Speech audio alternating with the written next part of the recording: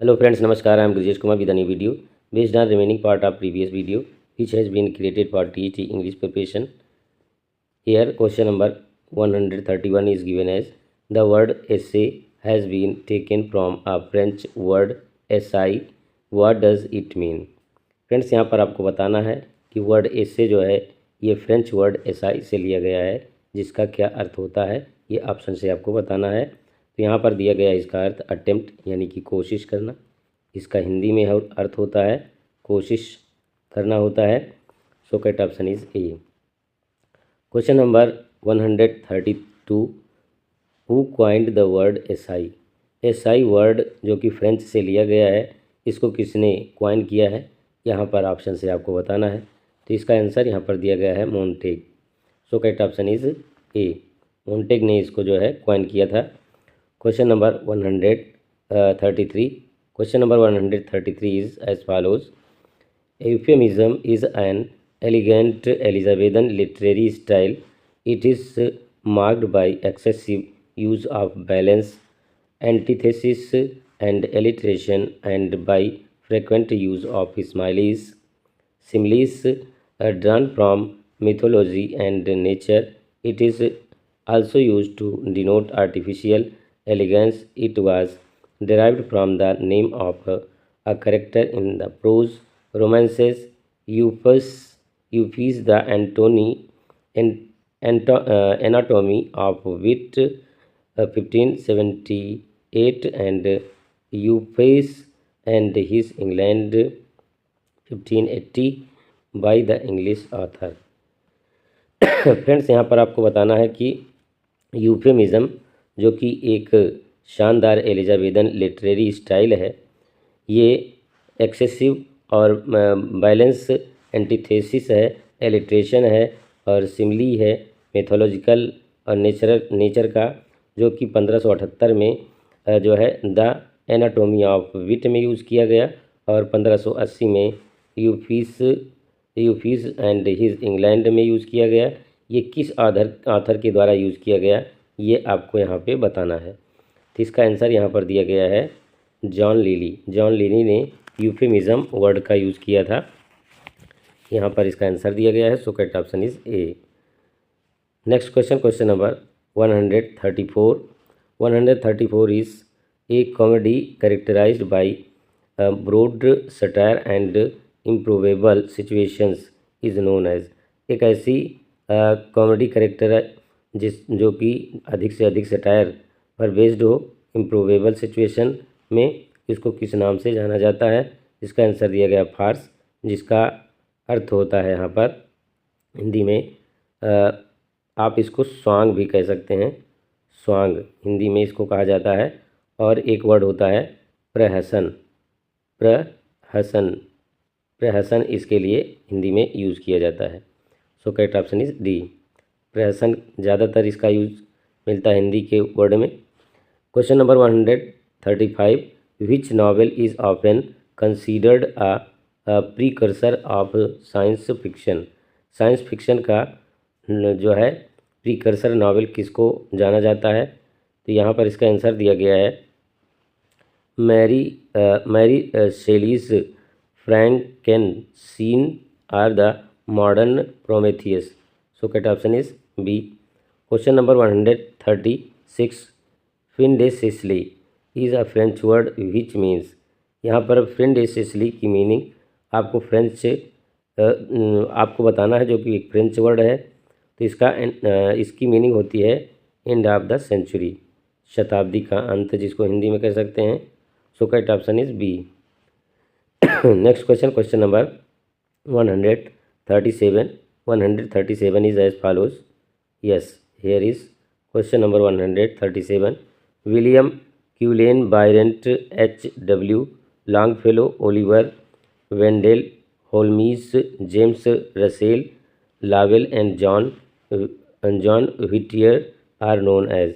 इन लेखकों को किस नाम से जाना जाता है ये आपको बताना है। यहाँ पे इन लेखकों को जाना जाता है the fireside poets of the US। ये इस नाम से जाने जाते हैं the fireside poets of the US। America के फायरसाइड पोएट के नाम से जाने जाते हैं। Question number 138, the term is used for a character who acts as contrast to another character it is. यहाँ पर एक टर्म की बात की जा रही है जिसमें एक कैरेक्टर दूसरे कैरेक्टर का अपोजिट होता है, कंट्रास्ट होता है। तो यहाँ पर इसका आंसर दिया गया है foil. So correct option is A. Next question, question number 139, what is called when a foolscap paper is folded once resulting in 2 leaves 4 pages. जब किसी फुल स्केप पेपर को 4 पेज करके फोल्ड कर दिया जाता है तो इसको किस नाम से जाना जाता है? लिटरेरी टर्म है, ये लिटरेरी वर्ड है, फॉर्म है। यहाँ पर इसका आंसर दिया गया है folio. So correct option is ए। जैसे शेक्सपियर के जो है फोलियो बनाए गए थे, इसी प्रकार से। Question number 140 is it is a short narrative in prose of unknown authorship, it has been transmitted orally, it belongs to oral tradition, it is known as. इसका आंसर यहाँ पे आपको करना है। तो ये फॉक टेल होता है। यहाँ पे पूछा जा रहा है कि एक लघु वर्णन होता है प्रोज स्टाइल में, किसी लेखक के द्वारा एक छोटी सी कहानी कही जाती है और इसका जो ट्रांसमिशन होता है वो ओरली होता है, मतलब कि ये कहानी ओरल कही जाती है और ये ट्रेडिशनल होती है। तो इसको किस नाम से जाना जाता है? इसको कहते हैं फॉक टेल, लोक कथा, जिसको हिंदी में कहते हैं। क्या कहते हैं? लोक कथा। लोक कथा इसको हिंदी में कह सकते हैं। तो इसका सही ऑप्शन यहाँ पर सी हो जाएगा। Question number 141, A short introductory essay preceding the text of a book written by a person other than the author is known as। एक ऐसा शॉर्ट इंट्रोडक्टरी एसे जो कि किसी व्यक्ति के द्वारा लिखा जाता है किसी दूसरे ऑथर के लिए, इसको किस नाम से जाना जाता है? तो ये होता है forward. So correct option is A. Question number 142, who divides a drama into 5 parts: exposition, rising action, climax, falling action and denouement. His pyramid symbolizes the theory of dramatic structure। इसका आंसर आपको करना है। तो ये यहाँ पर पूछा जा रहा है कि कौन से लेखक ने ड्रामा को 5 पार्ट में बांटा था? Exposition, rising action, climax, falling action and denouement. ये किसके द्वारा बांटा गया? तो यहाँ पर इसका आंसर दे रहे हैं Freytag. So correct option is D. Question number 143, definable types are forms of art and literature, this describes best. इसका आंसर करना है। तो जेनरा होता है। So correct option is A.